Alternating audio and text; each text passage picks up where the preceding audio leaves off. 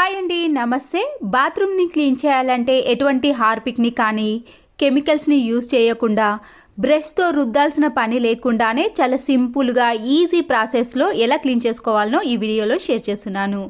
చూసారు కదండి, బాత్రూమ్ యొక్క ట్యాప్స్ని కానీ టైల్స్ని ఇలా అన్నిటినీ క్లీన్ చేసుకోవాలంటే చాలా ఎక్కువ టైం తీసుకుంటుంది అనుకుంటారు. కొంతమంది ఇళ్ళలో ఒక బాత్రూమ్ కాకుండా 2 అలాగే 3 కూడా ఉండవచ్చండి.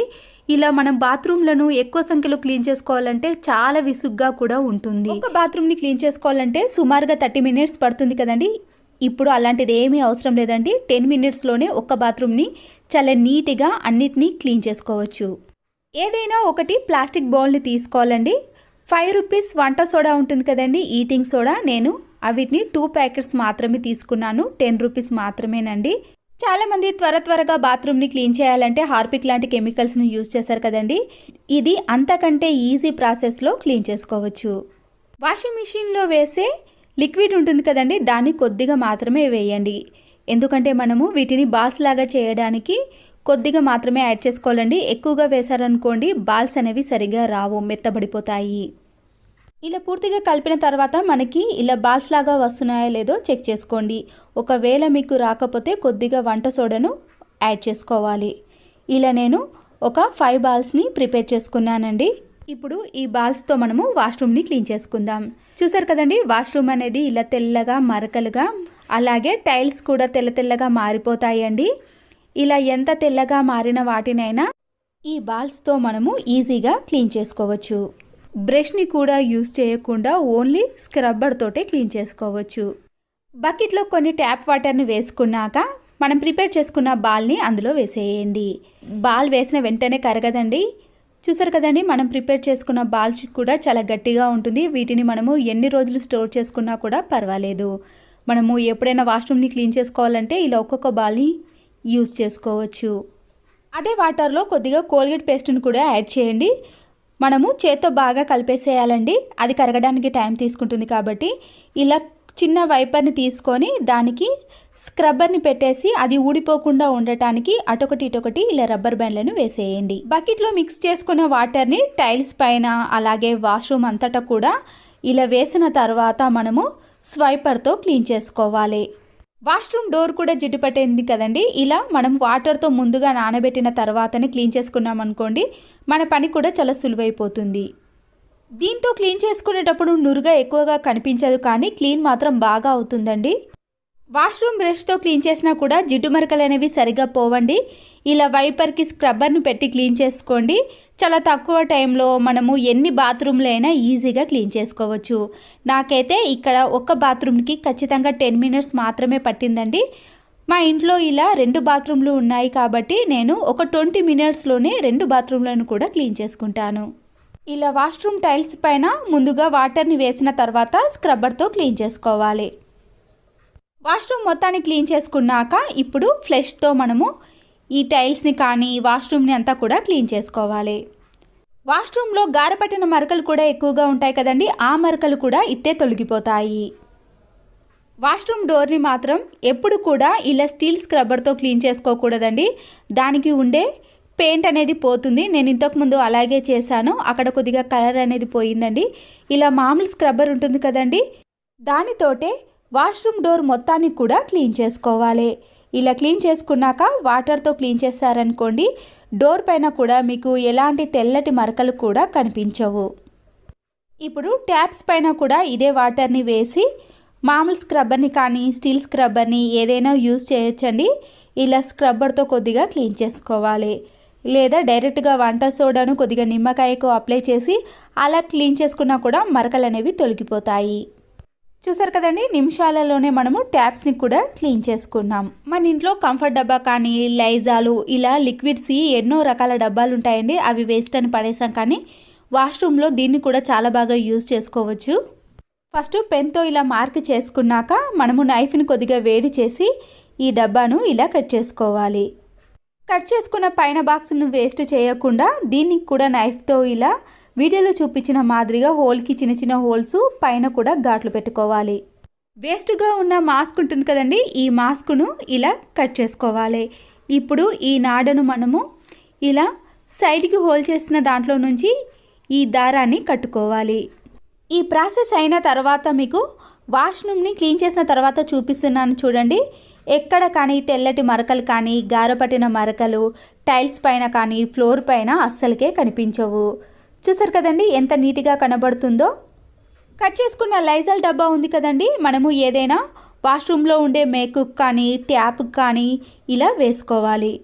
వాష్రూమ్లో వేస్ట్గా పడేసే షాంపూ ప్యాకెట్లు కానీ తలస్నానం చేసినప్పుడు వెంట్రుకలు కూడా పడతాయి కదండి, ఆ డస్ట్ అంతా కూడా మనము ఇలా కట్ చేసుకున్న లైజాల్ బాక్స్లో వేసుకోవాలి. మనము క్యాప్కి కింద హోల్ చేసాం కాబట్టి ఆ హోల్లో నుంచి వాటర్ అనేవి పూర్తిగా వెళ్ళిపోతాయి. మనము మళ్ళీ ఈ ప్యాకెట్లన్నింటినీ కూడా డస్ట్బిన్లో వేసుకొని ఈ బాక్స్ను రీయూజ్ చేసుకోవచ్చు. అంతేకాకుండా ఇలాంటి బ్రష్లను వేసుకోవడానికి కూడా యూజ్ అవుతుంది. ఈ లైజాల్ బాటిల్ని కూడా మనము వాష్రూమ్లో ఉండే మేకుకు కానీ లేదా ఇలా సోప్ బాక్స్లో పెట్టేసుకొని షాంపూ ప్యాకెట్లను కానీ లేదా డెటాల్ బాటిల్ని కానీ స్క్రబ్బర్ని ఇలా మనము ఏది వీలైతే అందులో పెట్టుకోవడానికి చాలా బాగుంటుంది.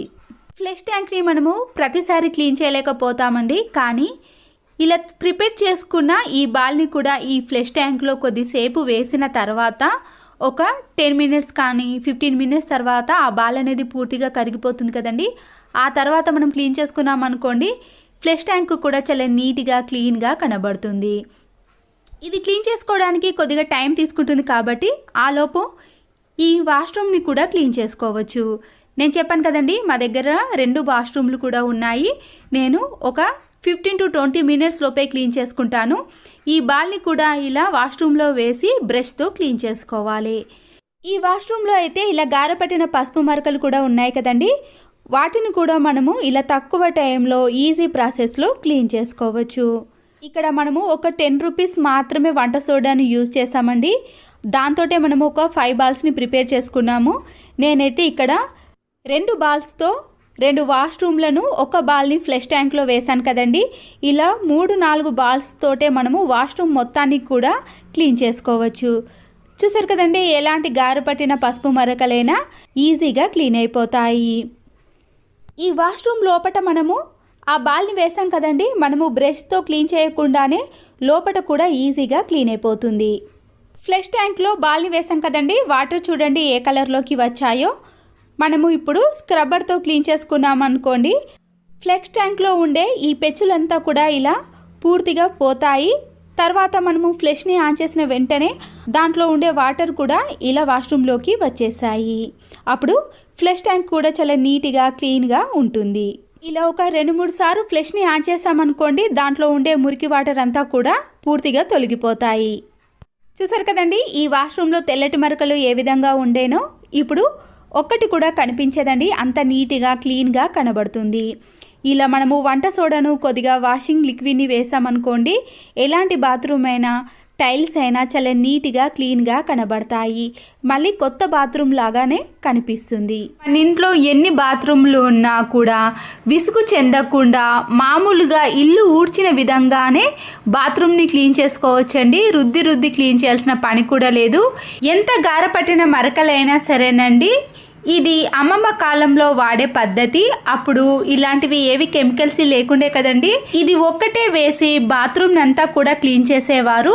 ఇక్కడ టైల్స్ కానీ ట్యాబ్స్ కానీ తెల్లటి మరకలు, డోర్స్ పైన కూడా సోప్ మరకలు పడి తెల్లగా మారిపోతాయి కదండి, అన్నిటినీ కూడా ఎలాంటి కెమికల్స్ని వాడకుండా ఒకే ఒక ఇంగ్రీడియంట్తో మనము బాత్రూమ్ని రుద్ది కడగాల్సిన పని లేకుండా చీపురు కట్టతో జస్ట్ ఇలా రాస్తే క్లీన్ అయిపోతుంది. అయితే అది ఏదో నేను వీడియో ఎండింగ్లో చూపిస్తానండి. నేను ఇక్కడ ఈ పౌడర్ని ఇలా ముందుగానే ఎక్కడైతే గారపట్టిన మరకలు ఎక్కువగా ఉన్నాయో ఆ ప్లేస్లో డైరెక్ట్గా ఈ పౌడర్ని ఇలా వేసేయండి. తర్వాత టైల్స్ని క్లీన్ చేసుకోవడానికి ఇలా బకెట్లో కొన్ని వాటర్ని పట్టిన తర్వాత ఈ పౌడర్ని 2-3 టీ స్పూన్స్ వరకు యాడ్ చేసుకోవాలి.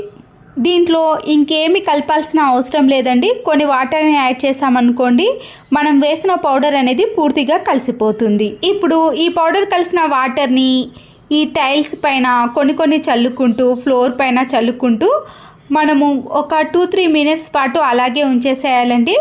టైం ఎక్కువగా ఉన్న వాళ్ళైతే మనం హార్పిక్ని వేసి ఒక 10 to 15 మినిట్స్ అలాగే ఉంచేసాం కదా, ఇది కూడా అలాగే ఉంచేసామనుకోండి టైల్స్ పైన పడ్డ మరకలు అయితే ఇట్టే తొలగిపోతాయండి, అంత ఈజీగా క్లీన్ అయిపోతాయి. ఇలా డోర్ పైన కూడా ఈ వాటర్ని వేసేసి వాష్రూమ్ టైల్స్ పైన ఇలా ముందుగా పౌడర్ని చల్లకుండా ఈ వాటర్ని చల్లిన తర్వాతనే మనము ఈ తడి దాని మీద ఈ పౌడర్ని అక్కడక్కడ వేసుకుంటూ చల్లుకోవాలి.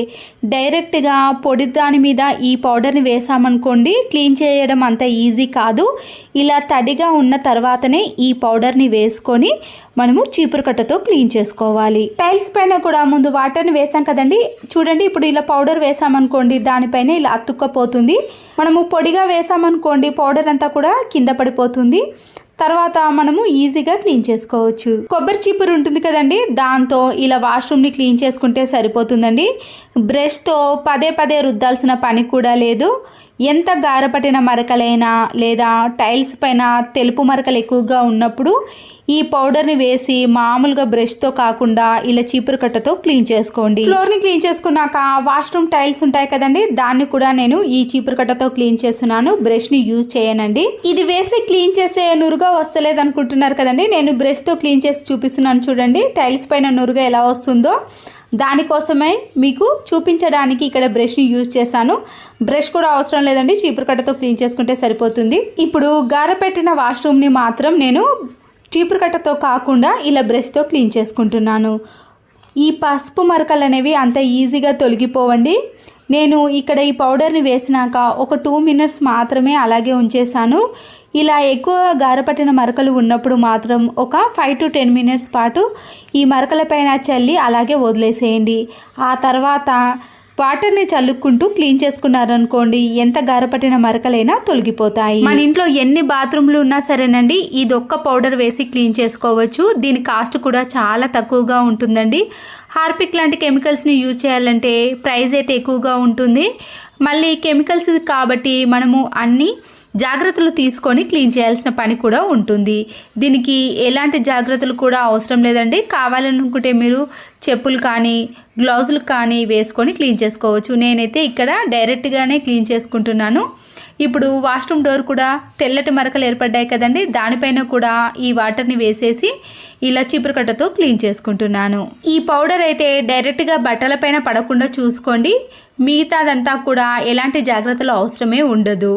చూసారు కదండి, నేను ఇలా చీపురు కట్టతో క్లీన్ చేసుకున్నాక ఇప్పుడు డైరెక్ట్గా ఇలా వాటర్తో క్లీన్ చేసుకోవచ్చు. నాకైతే ఇక్కడ వాష్రూమ్ని క్లీన్ చేసుకోవడానికి టైం అనేది ఎక్కువగా పట్టలేదండి. నేనైతే ఇక్కడ 2 బాత్రూమ్లను కూడా ఒకేసారి క్లీన్ చేసుకున్నాను. ఇండియన్ టాయిలెట్ని వెస్టర్న్ టాయిలెట్ని ఒకేసారి క్లీన్ చేసుకున్నానండి. నాకు టైం అనేది ఎక్కువగా పట్టలేదు. వీడియో లెంతీ అవుతుందని ఇలా వెస్టర్న్ టాయిలెట్ని క్లీన్ చేసి చూపించాను. చూసారు కదండి, మరకలు కూడా ఇట్టే తొలగిపోయాయి. ఈ పౌడర్తో క్లీన్ చేసుకున్నారనుకోండి హార్పిక్ కంటే కూడా చాలా నీట్గా కొత్త బాత్రూమ్లా మెరిసిపోతాయండి. టైల్స్ అయితే అద్దంలా మెరిసిపోతాయి, అంత నీట్గా తయారవుతుంది. లిక్విడ్లు వేసి క్లీన్ చేసుకున్నాం అనుకోండి నురుగా ఎక్కువగా వస్తుంది, కానీ క్లీన్ అయితే అంత ఈజీగా కావు. కానీ ఇది నురుగా రాదండి, మనము జస్ట్ ఇలా బ్రష్తో కానీ చీపురు కట్టతో అప్లై చేస్తే సరిపోతుందండి. నురుగా వస్తేనే క్లీన్ అవుతుంది అనుకుంటారు, కానీ నురుగా రాకపోయినా కూడా ఈ పౌడర్ వేసి చూడండి ఈజీగానే క్లీన్ అయిపోతాయి. ఈ పౌడర్ వేయకముందు చూసారు కదండి గారపట్టిన మరకలు అనేవి ఎలా ఉన్నాయో, ఇప్పుడు చూసారు కదండి వాష్రూమ్ అనేది ఎంత నీట్గా క్లీన్గా తయారైందో. మనము బ్రష్ పెట్టి పదే పదే రుద్దాల్సిన పని లేదండి. ఇల్లు ఎంతసేపు అయితే ఊడ్చుకుంటామో బాత్రూమ్ని కూడా అంతేసేపు ఊడ్చుకుంటే సరిపోతుంది. ఇదే కాకుండా ఇండియన్ టాయిలెట్ వాష్రూమ్ని కూడా చూపించాను కదండి, అది కూడా కొత్త దానిలా నీట్గా మెరిసిపోతుంది కదా. వాష్రూమ్సే కాదండి, ఈ పౌడర్తో వాష్ బేసిన్ కానీ సింకును కానీ నల్లగా జిడ్డుగా తయారైపోయినప్పుడు ఈ పౌడర్ని కొద్దిగా వేసుకుంటూ ట్యాప్ పైన కూడా మనము ఈ పౌడర్నే వేసి స్టీల్ స్క్రబ్బర్తో కానీ మామూలు స్క్రబ్బర్తో రుద్దేసుకోండి. వాటర్ వేసినాక చూడండి ఇంతకు ముందు దానికి ఇప్పటికీ తేడా చూసారు కదండి, తెల్లగా ఎంత నీట్గా కనబడుతుందో. ఈ పౌడర్తో వాష్రూమ్నే కాదండి ఇంట్లో ఉండే చాలా వాటిని కూడా ఈ ఒక్క పౌడర్ తోటే క్లీన్ చేసుకోవచ్చు. వాష్రూమ్లో ఉండే ట్యాప్స్ అయితే సోప్ మరకలు పడి జిడ్డుగా తయారవుతాయి కదా, మీరు ఈ పౌడర్ని వాటర్తో కానీ లేదా డైరెక్ట్గా ట్యాప్స్ పైన ఈ పౌడర్ని వేసి స్క్రబ్బర్తో రుద్దేస్తే సరిపోతుంది. ఇలా రుద్దేసిన తర్వాత వాటిపై వాటర్ని వేశారనుకోండి ట్యాప్స్ కూడా కొత్త వాటిలా మెరిసిపోతాయండి. ఎక్కువగా జిడ్డుగా ఉన్నాయనుకోండి, దానిపై కొన్ని వాటర్ని వేసి 2 మినిట్స్ అలాగే ఉంచేసి క్లీన్ చేసుకోవాలి. వాష్రూమ్ ని రుద్దడానికి బ్రష్ అవసరం లేదండి, ఇలాంటి కొబ్బరి చీపురు కట్ట ఉంటే సరిపోతుంది. వాష్రూమ్ కూడా నీట్గా కనబడాలంటే వాషింగ్ మిషన్లో వేసే లిక్విడ్ ప్యాకెట్ ఉంటుంది కదండి, అది అయిపోయిన తర్వాత పడేయకుండా ఇలా వీడియోలో చూపించిన మాదిరిగా కట్ చేసి దానికి ఏవైనా నాడలను ఇలా ముడి వేసుకుని మనము వాష్రూమ్లో ఉండే మేకు కానీ లేదా ఏదైనా ట్యాప్కి వేసేసామనుకోండి, వాష్రూమ్లో పడ్డ వేస్టేజ్ని అంతా కూడా ఈ కవర్లో వేసుకోవచ్చు. ఈ పౌడర్ ఏందో చూపిస్తున్నాను చూడండి, బ్లీచింగ్ పౌడర్ అండి. ఇది వాష్రూమ్ని కానీ సింక్ని కానీ వాష్ బేసిన్ని కానీ క్లీన్ చేసుకోవచ్చు. ఓన్లీ 40 రూపీసే. 2 వాష్రూమ్లను క్లీన్ చేయంగా కూడా ఈ పౌడర్ అనేది ఇంకా అలాగే ఉందండి. కొద్దిగా మాత్రమే యూజ్ చేశాను, చాలా తక్కువ కాస్ట్ ప్రైస్ అండి. మీరు కూడా ఒక్కసారి వాడి చూడండి.